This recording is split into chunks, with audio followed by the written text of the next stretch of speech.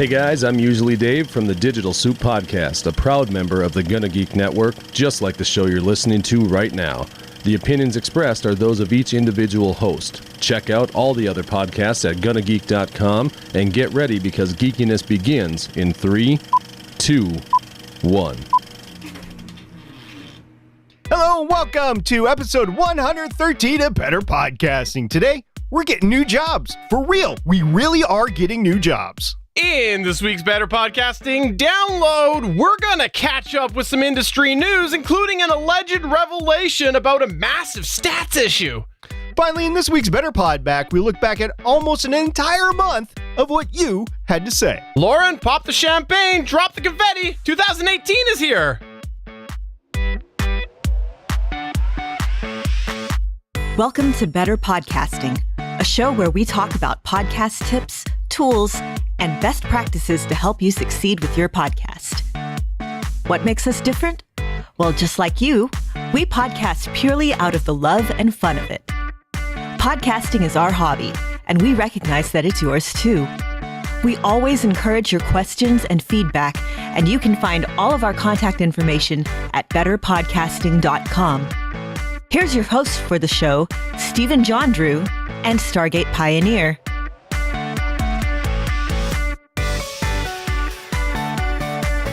Hello and welcome to episode 113 of Better Podcasting. I am Stephen, and with me, of course, is the better half of Better Podcasting, Stargate Pioneer.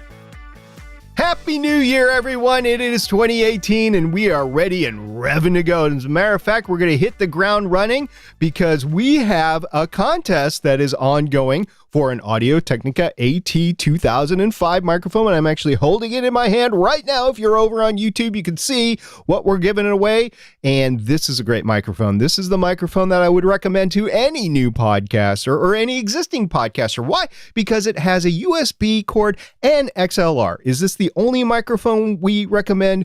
No, it is not. However, this microphone, along with its cousins, the Audio-Technica ATR2100, the Samsung Q2U, and the Knox podcasting microphone, have USB connections so you could take it on the road and podcast into your laptop, or you can use it in your studio with XLR. And it sounds pretty good because we did a comparison, and it was at the tippy top of the comparison list. Absolutely. I got to say that this microphone here, and this is not sponsored. This is something that I always like to say. We actually have purchased it to give away ourselves. It is very versatile, and I think sometimes people underestimate how helpful that USB function can be. I am a podcaster who has podcasted on the road way too much in the last year. In 2017 was a crazy year for me, and that USB has helped me on so many occasions. So if you want to enter for this, please enter by emailing us. It is contest@betterpodcasting.com. That's contest@betterpodcasting.com. You have until the end of January 2018 and tell us what was your favorite moment of Better Podcasting from 2017. Let us know, and then we will get you into that entry barrel. That's the sound of an entry barrel. Overwhelmingly, our audience is saying their favorite moment is when you were fired. It's very, very true. And I don't blame them for that. After all, you are the better half of Better Podcasting. So please. Somebody thinks so. Absolutely. So please do enter. And we look forward to giving this away in February. Now, here is one thing that if you haven't checked out this show before, we like to all be about the communal learning here on Better Podcasting. What I mean by that is don't be afraid to share your mistakes with us so that other people can learn. We do it about ourselves all the time. We're absolutely happy to share our mistakes so that people can learn from them. If we can't talk about our mistakes, what kind of podcast would we be? And so we encourage you to do the same. And we have a segment just for that called How I Saved My Podcast. And How I Saved My Podcast is where we encourage people to tell us how you saved your podcast. And we have a listener submission today. This came from our YouTube channel from Evil Zombie. And Evil Zombie told us the following about how they saved their podcast. In a short How I Saved My video, I was recording a gameplay the other day, and I do usually have my phone on a tripod recording me as a backup for if my Logitech C920 video goes out or if my microphone doesn't record. Well, it so happens that after a 90-minute session of recording, I finished the video and closed out everything, and on the Bandicam screen was an error message saying no audio was being recorded from the microphone. So I got to use the audio from my phone and do my usual Audacity treatments to make it more listenable. But it really did save me to have that extra recording going just in case of a mixed up setting or a glitch. Ever since I let my Bandicam update, I've been having small issues like that more often, so it helps to have at least some backup. Evil Zombie sent us that on YouTube, and I will say, Evil Zombie, both myself and Steven have had issues with our audio settings, and I don't think it's a Bandicam issue. I'm pretty sure it's a maybe Windows 10 issue or something like that. Yeah. But it could be Bandicam. I don't know. I gotta say that Windows has been very fun to deal with in Windows 10. That's something that it will randomly reset my settings. Sometimes I have to go in and re-enable or re-disable certain sound cards. For example, if you've ever had an HDMI output towards a TV or something like that, often there is a built-in audio chain from there that shows up in your sound card.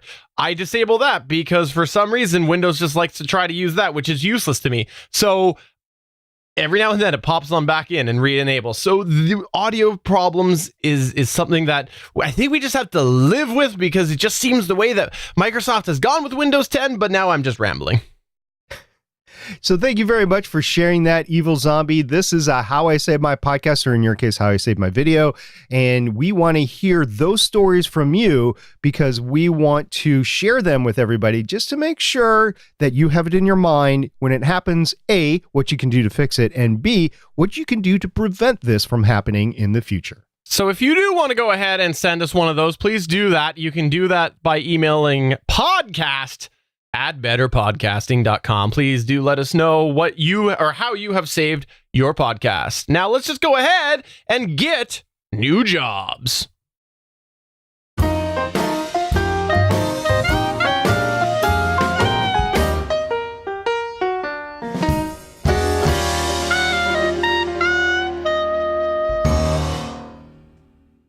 Shh, it's a little secret here on Better Podcasting. We're a podcast that's geared towards hobby podcasters. Shh, that's just between you and I.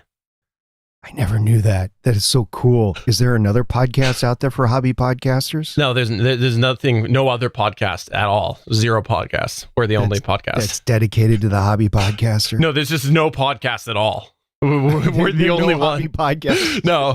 So yes, we are a podcast that is dedicated to the hobby podcaster. And so because of this, we don't often talk about work. Now, podcasting itself can be very time consuming. And so external factors from your podcast, such as work, can have quite the impact on your podcasting program. And that especially can matter if, say, for example, you have a job change, because that is quite a big thing in your life and it's going to impact your podcast life. Here's a fun fact. SP and myself both have had this happen / have this happening during our podcasting. So this is something that recently I started a brand new role in my day job. And this transition happened sort of November, December, and it impacted my podcasting for sure. And here's another little fun fact about that is my new role is actually to do with making e-learning modules. And I basically banked on my podcasting and video show experience in order to land the job. So that's just a fun little tie-in that I thought I'd share since we're a podcast about podcasting. It was able to help my day job, so I just thought I would share that now. Here's a thing as well, though, is not just me. SP also has had this happen. So I get back from my holiday vacation, my little trip back home to see my parents. I get back and my boss says, "Hey, SP, come here a second. I had to talk to you. I'm thinking, okay, this could be any number one of things, but first day back after vacation, you're always like, yeah, this is definitely not boding well. So first of all, I thought it had to do with the fact that I was actually filling in for him before I left because he was on vacation or on business travel and vacation before I left. So I thought it had to do with that. Nope. Congratulations. You've been reassigned. Yeah. So today we're definitely talking about how to continue podcasting through a job change, since it's very relevant for both of us. Let's tell you, first off, it has not been easy for either of us. This is something that it has affected our lives quite a bit, and especially affected our podcasting lives.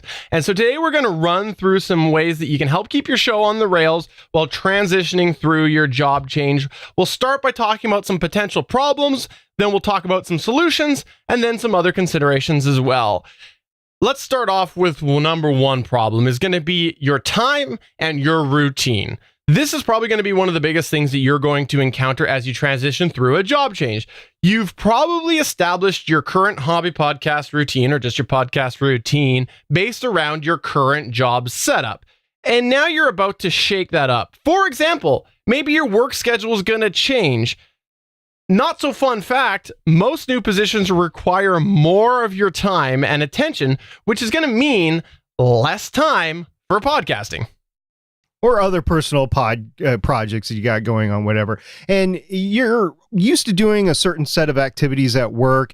And as you go into the new job, this is probably going to change. Odds are you're not slipping from the same exact position in company A to the same exact position in company B or department A, department B. Usually this entails a whole new level of responsibilities and processes that you actually have to go. So these could change over time and probably do change with a job change. But before even that, what about the part of actually landing the job? So we haven't discussed this at all. I was reassigned. Stephen actually applied for the job before he got it. So if you're considering a new job, you may have to spend time preparing a resume, applying for the position, doing a interview at least, or multiple interviews.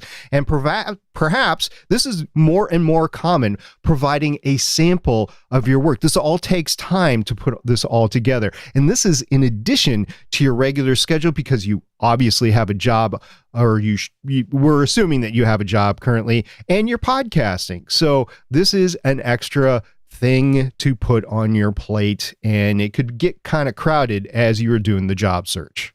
Another factor that a lot of people don't consider is the mental exhaustion. You're probably spending a lot more of that mental energy on the new job if it's new to you. You're probably finding that it's taking you more time, more energy to do things perfect. You're also learning probably new things with your role, and this can be exhausting. So you're exhausted in the day, coming home, trying to do a podcast, which is one of the most exhausting hobbies out there. So absolutely the exhaustion factor is going to be a problem, as well as budgetary factors. If you're switching employers, there can often be a period where you're between jobs. Maybe your old job ended and you're waiting for your new to begin, or there's a paycheck misalignment. And if your podcast has a certain ongoing expenses, maybe media hosting, maybe domains, maybe something else, you might have to figure out these financial commitments and how you're going to deal with those, your hobby, while you're in between paychecks.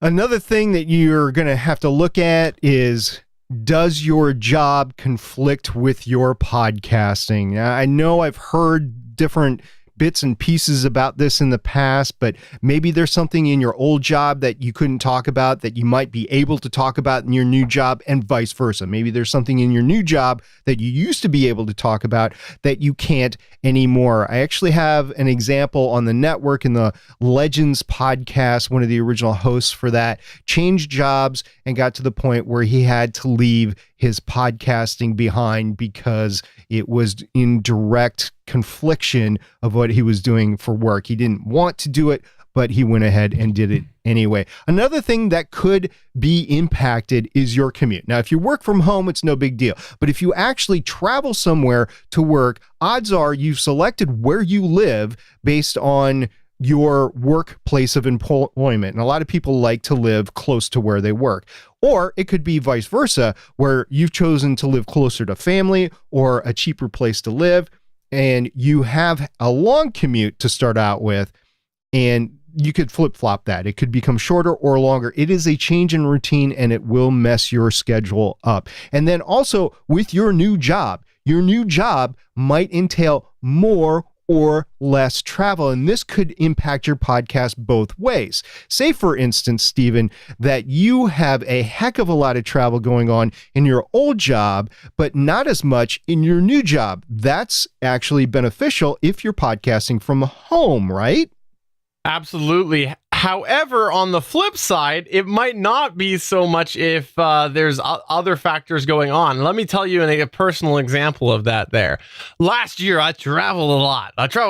For my job, and this year won't have as much. Well, one of the things that SP and I started to bank on was I realized I'm sitting alone in a hotel room and I'm just, what am I doing? So we started to, because it was so routine, I was going away, started to bank on that day for us to really just take some dedicated time to talk about this show and plan the next sort of 8 to 9 weeks of it. That's gone for this year. So now I got to go and try to fit that in with my routine now, because I'm no longer just sitting in a hotel room. At least that's not how it's scheduled. So it can go both ways. And then also, if you actually depend on that travel and you go from a job that is forcing you to travel a lot, but it benefits your podcast in more ways than just podcast planning. Maybe you're going to see new things. Maybe you're interviewing people in person. Maybe you're a travel podcast. I mean, that is something, okay, so you get to travel for work. That's actually beneficial. You take that travel away, and then all of a sudden you have less material or less capability to podcast the way you used to podcast. You might have to transition that as you go further. So it could impact both ways. Just be cognizant of how it affects you and how you can benefit and maximize that from your new position, because there's no going back.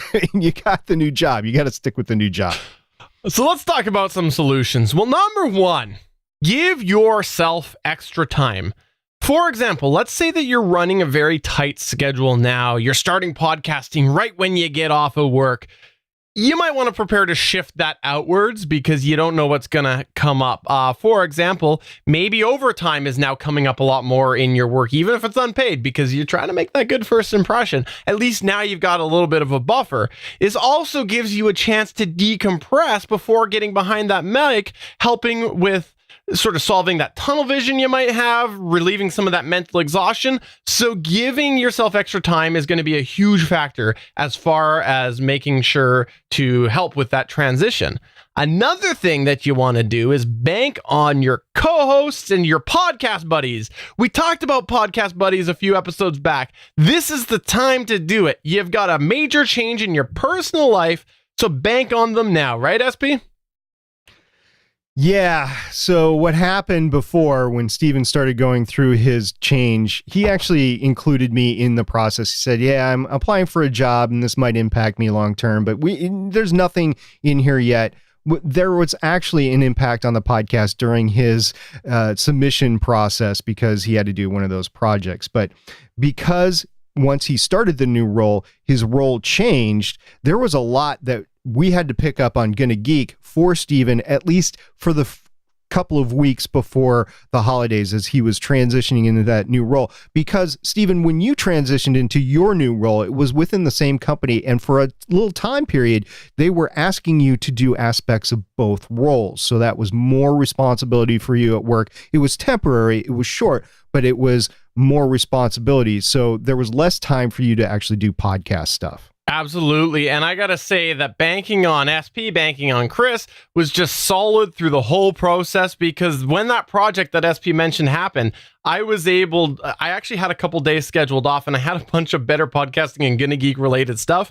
And it was like, no, now I got to learn a piece of software that I'm actually not that familiar with and make sure to actually develop this concept and get this thing together. And I was just able to bank on SP and Chris, and SP took over the routine for better podcasting. SP and Chris on Gonna Geek both picked up the slack, as well as SP said, landing that job once I made that transition over. It worked really well. And I will say this, that they both were very understanding, and that is huge. We talked about it before with selecting co-hosts, selecting podcast buddies. You can have somebody understanding. It helps with your personal life aspects, and this is one of those times that you want that understanding, is when you're changing your day job. Yeah. It's great to podcast with friends to be able to do that. But if you're podcasting with somebody like as a business and you have co-hosts as well, you have to know that you can depend on them if something happens. Like if something happens in your personal life or your professional life, your podcasting buddies, your co-host need to step up and continue the show so you can have regular releases. Now, if you want to take a hiatus, you're more than welcome to take a hiatus. This would be a good time to take a hiatus. But if you want to keep podcasting, you need to recognize your limits and work within them. And one of the things else that you can do is you can create a schedule. I talked about this before on this podcast about creating a schedule or a checklist. And basically, you're going to have to redo that because your schedule has changed. So write down everything that you have to do on a regular basis. You create a plan and remember that you can actually develop that checklist again. So just go back in our archives, and we did a whole show about checklists.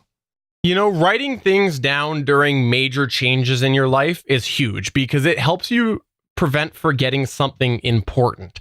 Even if it's something like your podcasting that you're doing every week, as soon as you have a major change and your mind is elsewhere, you might forget something so obvious like, oh yeah, I forgot to actually hit publish on that episode. So writing it down is huge as you're going into this. Other thing as well that you want to do is forgive yourself now more than ever. This is something that a lot of people overlook, is the forgiveness factors, because if you're listening to this podcast, you yourself have already said that you want to make your podcast better. So there is a lot of people who just prioritize and put their podcast on a pedestal. And because of that, if you don't forgive yourself, you might run into just overworking yourself. You got to remember that your podcast is your hobby, and there's a lot of podcasts out there that focus on the business, so there can be this general sense of urgency that exists. Fair enough. If that's somebody's business, then yeah, there should be a sense of urgency. But if this is your hobby, you want to make sure that you're looking at it from a hobby perspective. So you kind of want to disregard some of that pressure about routine and regular show lengths, because as a hobbyist, you want to ask yourself, is it more important to keep your podcast steady or keep your job? And for me personally, I will keep my job. I have a family to feed. I will choose that 10 out of 10 times. Yeah, for us, podcasting is fun, and even if it was a job, the income that we would be receiving right now would be relatively low in comparison to the money that's coming in. And yeah, we both have families, and we both think that it is important to prioritize that. I've heard extreme examples, by the way, of people being able to podcast full time as a hobby as they build up that business, but they all have some sort of nest egg to rely on for a little bit before they do that, or maybe even retirement. So if you have to work to keep the podcast going, your job is important enough to prioritize, and your hobby podcast can take a backseat for important times in your life, and this is one of them. Now, with that said, if you go back a step and you pay attention to that schedule and your planning, you can minimize the impact to your listener. You go and you write it down and you realize, you know what, I'm going to need to take a break. If you're about to do an episode, throw that in there. I'm going to be away for a week or two, and at least then you'll update them and keep them in the loop. Here's a little personal story about myself when I went through my job change. Is I found it really hard for a bit to forgive myself. I felt really bad because I just couldn't contribute to the show as much as I usually like to. I talked about how I podcast a lot on the road last year. Well, I just knew as I went into December and I was going to be on the road that it just wasn't going to happen. It was going to be a combination of mental exhaustion, of scheduling, a whole bunch of other things. And SP reassured me, and I gave myself the forgiveness to take the week off. And let's be honest, Jason on the show was phenomenal. So, you know, it was the right decision anyways. But I gave myself that forgiveness forgiveness. And it was hard for me to do that. And also hard for me to, a couple weeks during the application process, go, SP, I'm sorry, you got to take the lead. So I absolutely had to get that to myself, and it was really hard to do. But again, my podcast buddy, my friend, SP, he helped me do that. Yeah, and before we go on any further, let me just say that neither of us have any issues of relinquishing control over aspects of the podcast because we trust each other. We both produce our own shows, and mine are a little bit different because I don't do the video because of my bandwidth issues, but we both are capable of producing decent podcasts, so it's no big deal if one has to step away for a little bit, or we get busy for the couple of days where we're doing show notes before the podcast, so it's no big deal. And I just wanted to state that, Stephen, before they think that you think or I think that neither one of us is capable of doing it. It's a constant battle here. That's what it is. Yeah, no, not at all. And by the way, my personal story of going through this transition is this is absolutely hard times, as Stephen just mentioned. It is difficult. And as a podcast perfectionist, and I've spent 12 to 20 hours in the editing bay over certain things. Yeah, I would consider that to be a podcasting perfectionist. I had in the last few weeks, in the last month really, to let some quality issues slide. I had to be willing to do that. Now, did I still produce a listenable, engaging, entertaining content? Absolutely, I did. But it wasn't the pristine audio that I'm used to actually producing. So, for instance, when one of my co-hosts' double ending recordings ended up massively clipping and I couldn't use it, I just resigned myself to not stress over it and then use one of the backups. Yes, I did have backups, and I took a lower quality backup, and I just called myself lucky for having that decent recording, and I didn't spend days or weeks trying to tweak the show's audio. I'm like, okay, it is what it is. I'm going to send it out. I also had to pause some ongoing projects. I wanted to resurrect and I will consider this pod faded again at this moment, Legends of S.H.I.E.L.D. Long Box Edition. So that took a back seat for another couple weeks as I gen up into the new position. And also, I wanted to restart Gonna Geek gear videos because I have some tests that have been ongoing that I want to get out there, and I have some new things that I have to get going, and it just didn't restart when I wanted to. That will be changing over the course of the next few weeks, but I had to be willing just to say, you know what, I'm not going to stress out. I'm not going to stay awake till 2 a.m. to do this. I'm just going to do it in another week or two. I will get to it, but it's just going to be a week or two. So I had to let myself do that. Absolutely. And that's a great example of it. And I really like how you just accepted that you would have a little bit lower quality. Because again, it's your hobby and your day job's more important. Now, all of this sort of alludes to the fact that you need to be prepared for change. You need to be okay with the change. This is especially important if there's something about your new job that might even affect what you're allowed to talk about on the show. This happens. Disclose to your co-host if you're in the situation and your new job means that you can't talk about certain things, because it's better to deal with that up front rather than try to do damage control later, especially if you're in a new job.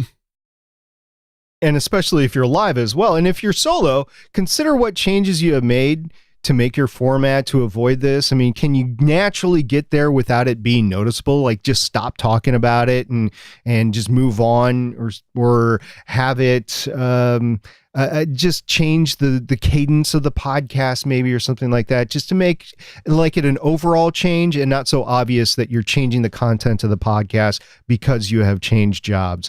If not, it might be time to change your podcast topic or cease the podcast that you're doing and then start a new one altogether. Absolutely. Now, money. Let's talk briefly about money. We don't often discuss money making as the primary objective of this show. However, if you do start a new job, the income that you earn through podcasting may be a conflict of interest depending on what your job is, and you should specifically make sure to iron that out with your employer if you think this could be an issue.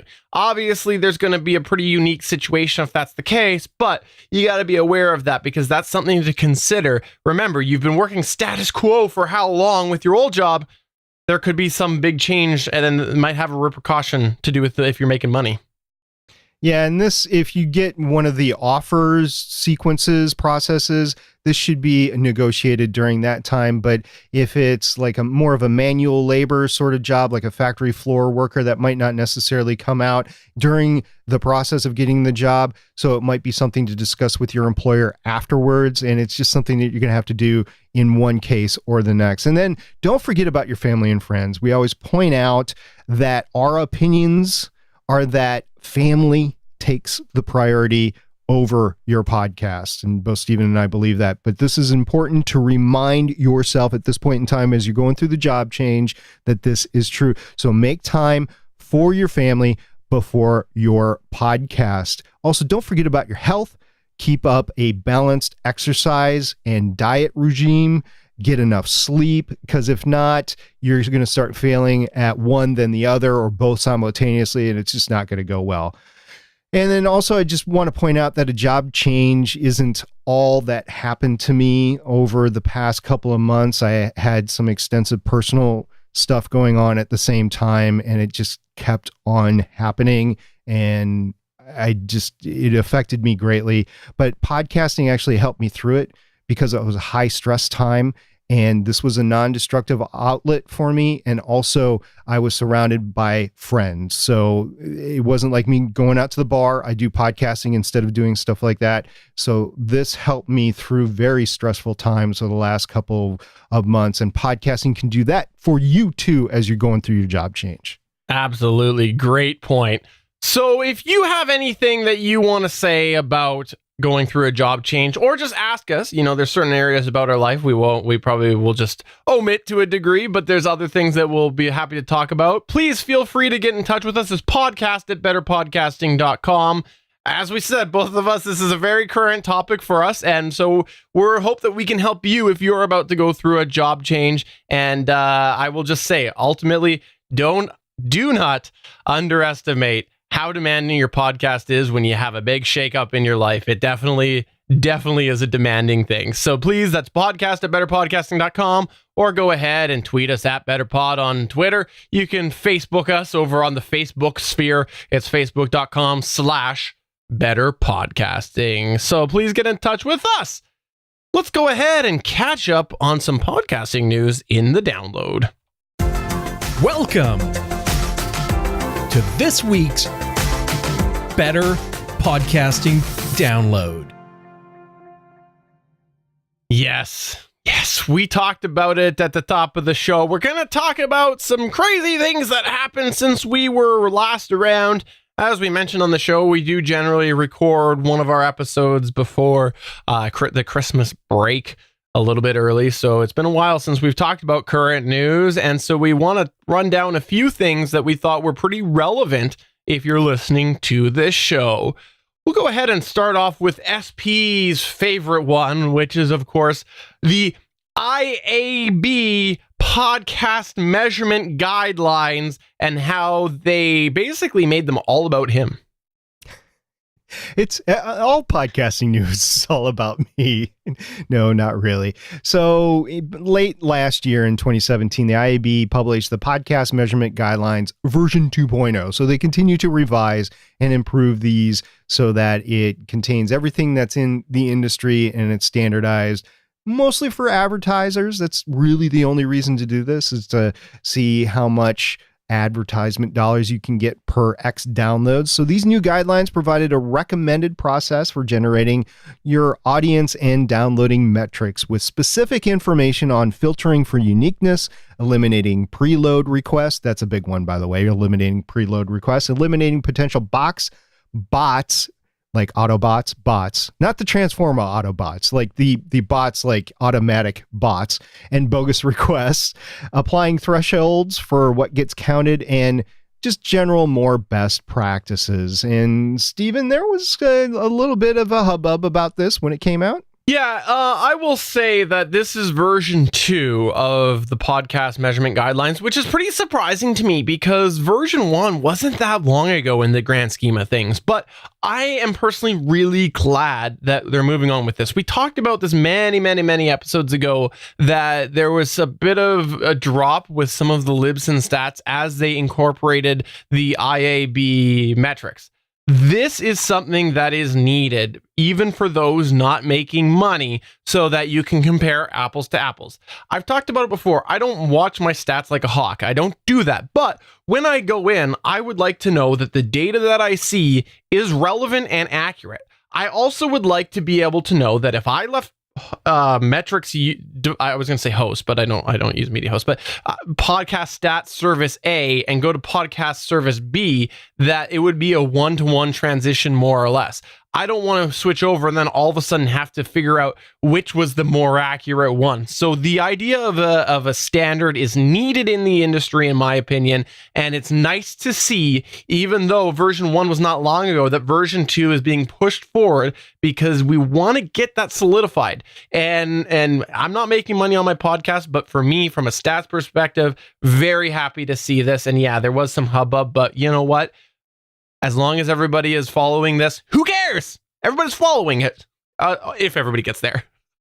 Yeah, let it be said that we think this is a good idea. We don't think this is a bad idea. We think this is a good idea as it rolls out. We just want to make sure it rolls out with enough clarity and transparency to the podcaster that when your stats change, if they change because there was something that was changed in the algorithm, that you're not upset because you know that this was happening over time and going forward. And I think this time around, all the podcast hosts that are IAB quote unquote compliant, there's no actual way to ascertain that right now. They don't have a process for that. But once they do, all the podcast hosts that are compliant have done that this time around. And it has been really beneficial to see acceptance throughout the industry. And I want to know how much my podcast, for me personally, I don't care about comparing it to another show, but I want to make sure that I am comparing to my own show over time, given the same standard. So that is what is exciting to me. Now, moving on to the next story, Libsyn, also known as Liberated Syndication, they're a hosting company that actually hosts Better Podcasting because we pay for the hosting, is acquiring a web hosting company called Pair Networks. Now, when I first read this story, it's like they bought a pair of podcasting networks. That's what they did. No. There's this company that's called Pair Networks. And what they do is they host websites along with some media files, I believe. And Libsyn acquired them. So now Libsyn has a little bit more gas in the tank to develop full-blown websites versus the show pages that they have now. I can just see this evolving over time. Also, this gives them domain registry capability, maybe a little bit more advanced than what they have right now. So the full integration and what their plans are for this acquisition haven't fully come out yet, but there is obviously going to be some changes in Libsyn over the next year and what they can offer you because of this acquisition. So I think it's a good thing. You know, I got to say that this is very interesting to me from the perspective of web hosting. I've talked about it before. I was web hosting and doing stuff like that long before I was ever podcasting. And back in episode 65, where we talked about self-hosting, one of the things that we brought up is the reliability of hosting files on a web host. You got to have a web host that does it right. They don't put too many people on a server. They don't overstack them. And the other thing that we brought up is that some web hosts will not allow the hosting of media content, and some just won't allow the hosting of RSS feeds. That it's totally valid. I don't know enough about Pair Networks to say whether or not they currently do, but from a perspective of Libsyn, if they do allow it now, it'd be interesting to see if that changes, because obviously they have Libsyn where they've got a proven track record of reliability for podcast hosting. You want to make sure that you don't have a bunch of people dragging down your web hosting when instead they could go and pay for what they should have, which is media hosting. So it'll be interesting to see. I know nothing about Pair Networks other than the fact that they do have a bunch of different web hosting, including shared and virtual and dedicated. So really neat to see Libsyn's doing that. And it'll be interesting to see what that entitles as far as future site development goes. And we saw Blueberry make a bit of a change in the last year as far as being able to offer PowerPress sites is what they're calling it. So maybe this is the way that it's going, and this is a sign of that. In any case, as a guy who likes web hosting, very cool for me to see. Yeah, we're looking forward to seeing that progress as 2018 continues. Another news story that hit during our little holiday hiatus was that iHeartMedia stats might not completely be true. Now, a lot has come out about this since this article was first posted. And Stephen, you have a short link for that, right? geeks.link/iHeartStats. And the long story short about this is that PodTrack had published documentation previously over the previous few months that showed iHeart Podcast majorly ahead of other podcasts. But upon investigation, podnews.net discovered that the players were preloading files and essentially adding false data. This wasn't for all shows, but this was for the actual radio network shows themselves.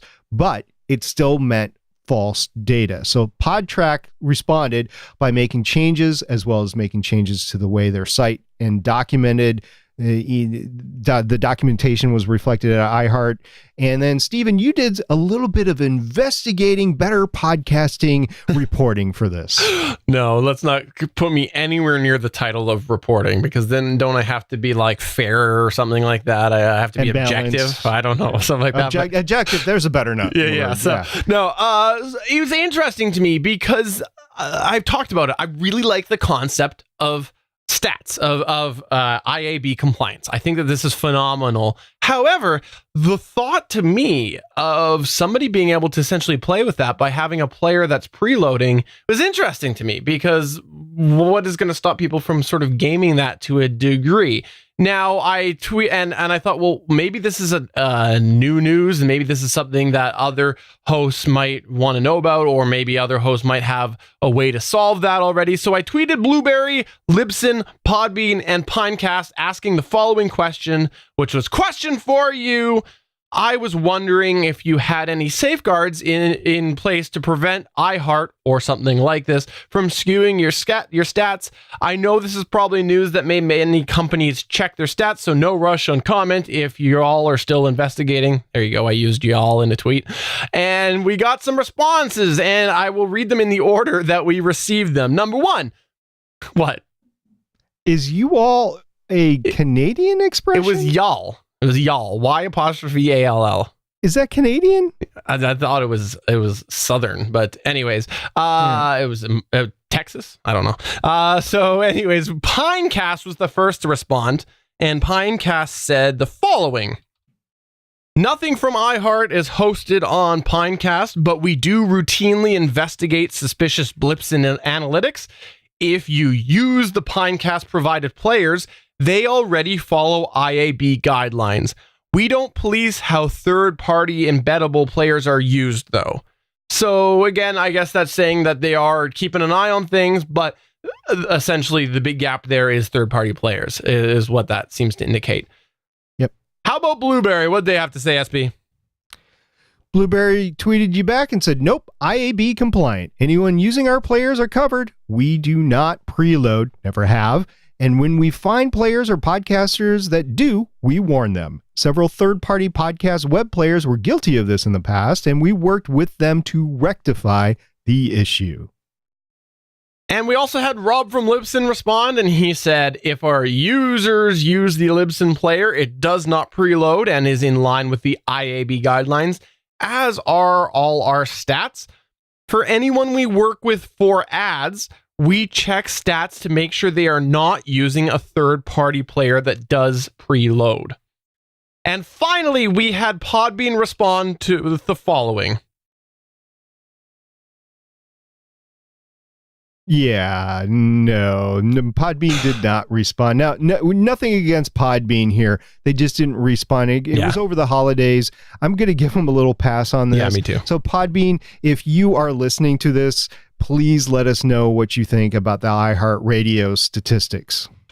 So the bottom line here, as far as what I'm reading, is it looks like the third-party player is really the downfall, or the potential, no, I shouldn't say downfall even, the potential problem here. I'm guessing as that IAB standard becomes even more, I don't know, maybe version 3, maybe we'll get a way to avoid that even being a concern. It's really tough, though, when you have data that's being pulled and trying to filter out whether or not that is authentic data or preload data. So I'm glad to see, though, that a lot of these companies have safeguards in place.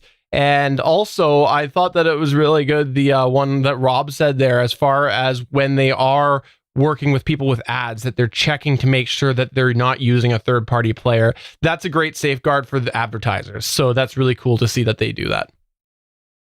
It is indeed, and we look forward to hearing more about this in the future, and it is just going to be a massive news year, in my opinion, for 2018. So stay tuned to Better Podcasting, and we will fill you in on the most important things to you as a hobby podcaster to pay attention to. Speaking of you as the hobby podcaster, let's find out what you as the hobby podcaster had to say.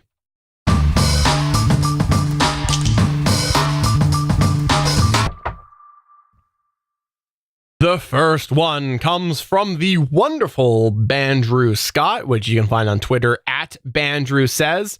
Bandrew, if you're not familiar with him, I will take this moment, the first big third-party plug of 2018 on Better Podcasting. Check out the Podcastage YouTube channel if you're looking at audio gear.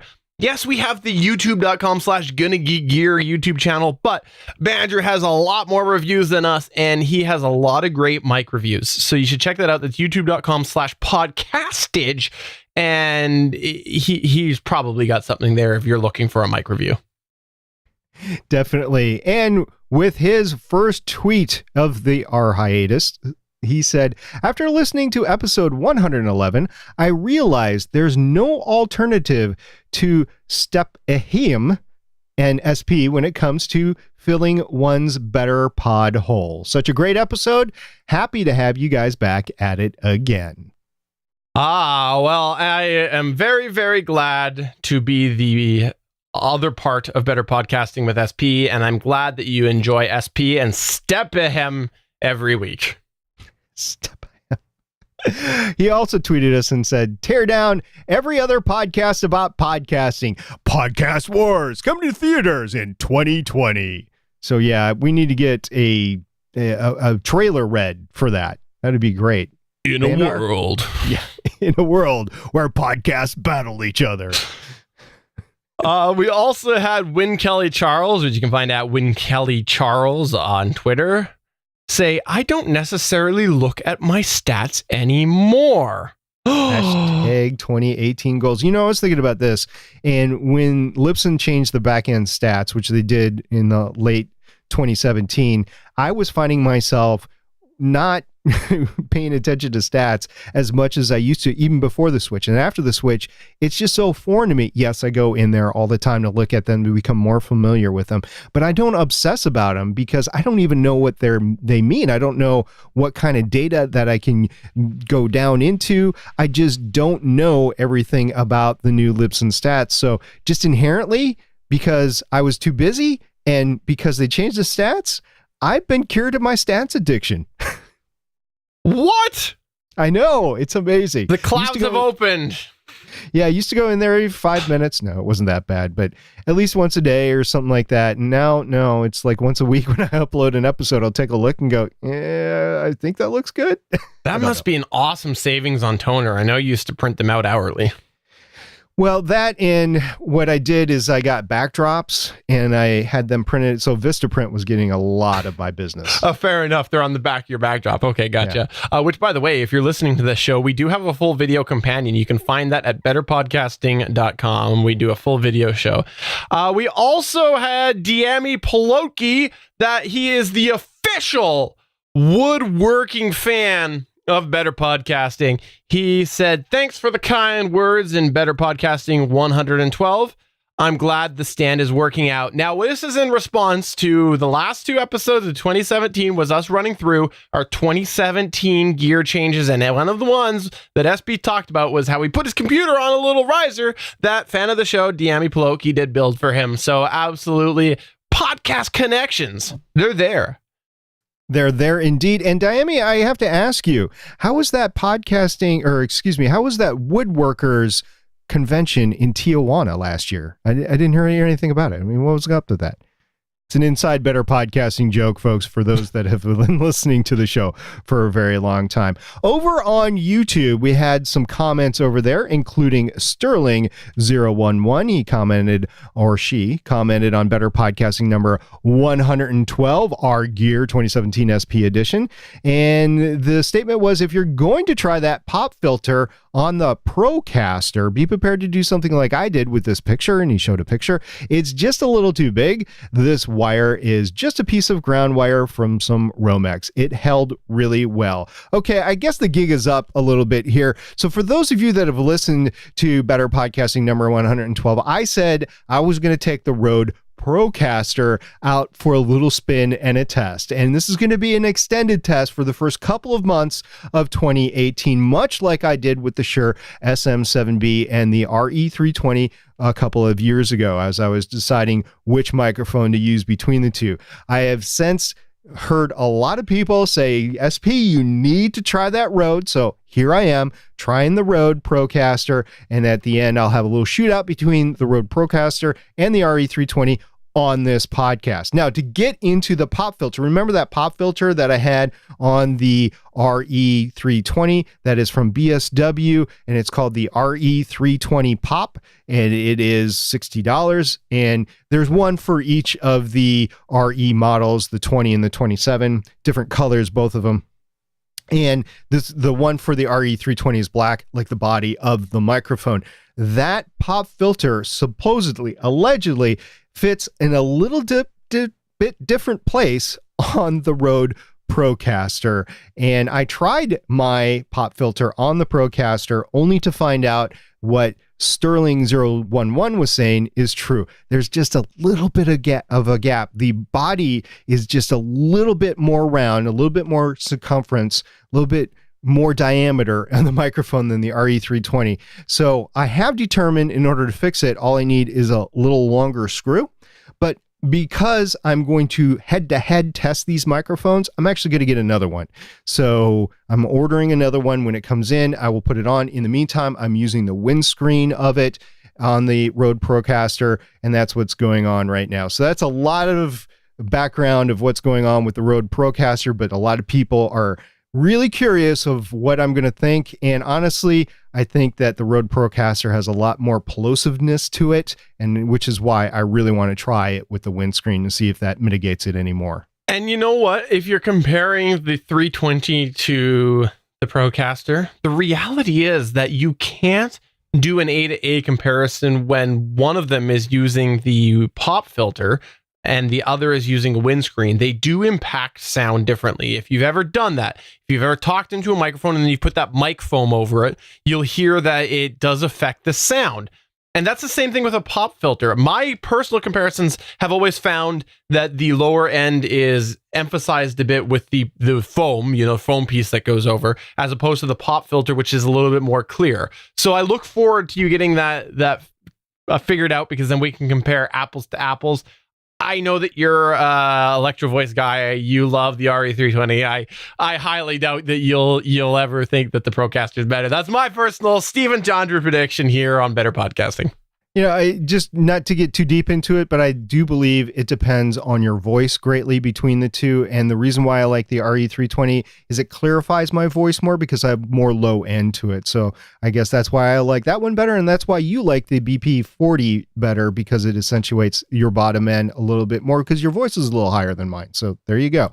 Moving on into the rest of the feedback, we had Majestic Entertainment News on that same show say, awesome video as always, guys, and very cool microphone giveaway. Just a little reminder, Audio-Technica AT 2005 giveaway going on. Happy New Year.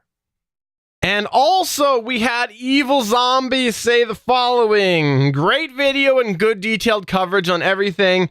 I'm right there with you with the chair situation. After my old chair snapped in half, 30-year-old hand-me-down, I got another chair that my work was getting rid of, and when they operated, and it squeaks and creaks.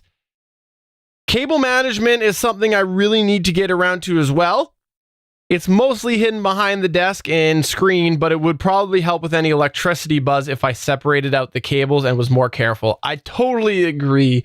I always try. I start off with any major rewire of trying with cable management, but at some point, if you got so many devices, you're just gonna cross. Like there's no way around it. And if you've ever seen my setup, if you go to twitter.com/StephenJohndrew, you will see in the header, it's next to impossible for me to keep any form of organization with that. So I hope one day I'll get there. But until then, Evil Zombie, I'll let you live for me. And a little teaser for the next 14 months or so. At one point in time, I will be completely stripping the studio out and re-engaging it back together. And that's largely due to the fact that I'm getting new carpet. So I'm going to take the opportunity to rewire the entire podcast. I'll be down for a couple of weeks, but hey, it's what I'm going to have to do in order to continue podcasting. So that's a little teaser for what's to come later in 2018 or early 2019. Also on Twitter, I had Christopher J. Nessie tweet me saying, could you please share the type of in-ear monitors you use? I'm looking at these, and it was the MEE Audio M6s. So if you've ever watched the video side of things, or if you listened to the episode where I talked about my gear, the in-ear monitors, or I started using in-ear monitors last year, and the ones that I use are the Shure SE215s. I've been really happy with these overall. However, I still don't recommend them for editing. I think you're missing a lot of the flavor with the in-ear monitors because they're in-ear. They're also, because they're in-ear, highly affected by the position. But I'm very, very comfortable with them. I quite like them. They've been good to me. They sound overall pretty clear. And as for the MEE Audio M6 in-ear monitors, if you are looking for somebody who has used these, our good friend Chris Farrell from Gonna Geek, he can be found at the Chris Farrell on Twitter. He has these, and he says that they're pretty good, but he can only wear them for about 90 minutes, and then after that, they become discomfortable. You know, like anything that you put on your head, there is a level of discomfort, but I will say that I've used the 215s for a couple hours and been totally fine. The thing with the 215s that's nice is they come with a whole bunch of different tips. Some are silicone, some are foam. And so I was able to find the ones that were most comfortable for me, that fit my ears the best. So I think that is where it lies with comfort. And for those new to Better Podcasting, unfortunately, I cannot, due to a medical issue, use in-ear monitors between Meniere's disease and the fact that he has no ears. Look it up sometimes. It's actual disease and a dysfunctional stationary tube. I just simply can't use the in-ear monitors without getting an ear infection, so I don't. So that is why I will always be wearing cans. So there you go. That's the end of Better Podback for this week. If you got something that you want to say to us, please do get in touch with us through any of the ways. You can find us at facebook.com/betterpodcasting. You can go ahead and tweet us at betterpod or send an email to podcast@betterpodcasting.com. Let us know what's going on in your podcasting world. And if you really, really want to chat with us, you can come on by live when we record this show. We do record it live on Wednesdays at 5:45 p.m. Pacific time. There's a little shout out for all of you Pacific coasters. We got to stay united. That's 8:45 or 8 o'clock p.m. Eastern time at www.geeks.live. So 8 p.m. Eastern, 5 p.m. Pacific, geeks.live. And you can chat with us there, including the whole bunch of people we had this week, including Bandar, Seth, Matt, Heather. We even had Emily Prokop come by for a little bit, and Johnny Pennington did also check us out. And Johnny wrote us, and in response to my comment of y'all, he said it was obviously his influence. So there we go. Being from Texas. Yeah. He also noticed, by the way, he emailed us right off the bat that SP was using the road. So he noticed that, and he said, "Oh no!" And Bandar said that he quite enjoyed our topic this week. And Emily came by and said, "Hey there, came in to watch for a bit, but I have to get back to editing." Emily Prokop is from the Story Behind podcast, and Emily is going through some life and podcasting and podcast related endeavor changes. If you want to check those all out, go watch. She posted a live video on her Facebook at the Story Behind podcast on Facebook. She did a little live and explained all about that. And Emily, kudos for you for embracing your podcasting habit and making it into a business, and best of luck. I sincerely mean that. And if you need any help editing or writing show notes for your show, go to epodcastproductions.com, and I will absolutely say that she is where you need to go for that. Absolutely. So that is the end of the episode of Better Podcasting. Before we wrap up, I'll remind you that we are part of the Gonna Geek Network. There is a plethora of amazing geeky content on the Gonna Geek Network, and we got a lot of podcasts that are coming in, and one which is our latest applicant and or our latest edition, which is the Intellectual Podcast, and you can check that out at gonnageeknetwork.com. Again, lots of really great content there, and everybody is firing it back up after Christmas, so please do check that out at gonnageeknetwork.com. That's Intellectuals with an X. And they are industry insiders in the film industry that actually have a lot. If you look back at their back catalog of over 200 episodes, they have some amazing interviews. So Intellectuals Podcast. Check that out at gonnageek.com. But for episode number 113 of Better Podcasting, I'm Stephen John Drew. I'm going to cut myself in half and less than that, because SP is the better half. And I'm SP saying I hope your 2018 is starting out as great as ours is. We'll see you next week. Bye.